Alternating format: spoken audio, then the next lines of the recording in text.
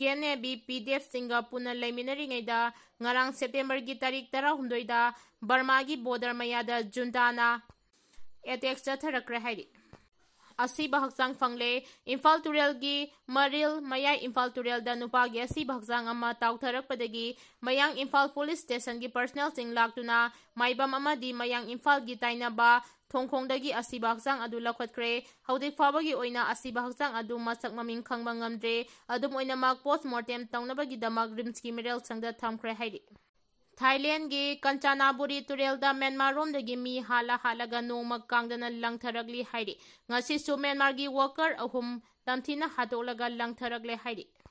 Assam da akanba Yaokhre Assam gi deki yazulida epicenter oiduna ngasi nungtil pung mariga minute nimpu humdoirom tarakpada Richter scale da 5.9 yongna akanba Yaokhre kilometer 10 rom luba lainungda thokiba earthquake adugi ithil Manipur da suningthina phangki Assam ga yumlo nana leiba Nepal Bhutan Meghalaya Mizoram amasung Nagaland na singba mafam singda su Yaokhre gi ithil phangki misimina aso open gi pau hodimaki oinadi phangba ngamdre Prime Minister Modi gi Manipur khongchat miyang gi awaba kok hanaba nate haina pikna phongdokre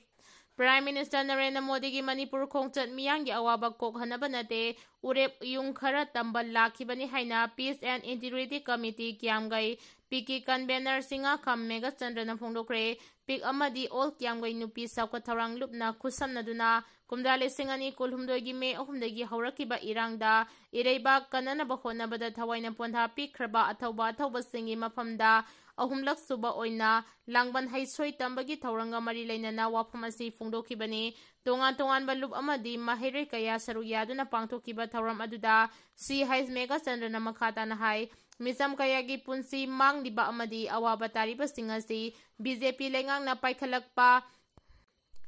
Nasa Mukta Bharat Abhiyan gi manung chana war on drugs sawgatlubagi mahaine phibam asida Prime Minister Narendra Modi gi Manipur khongchata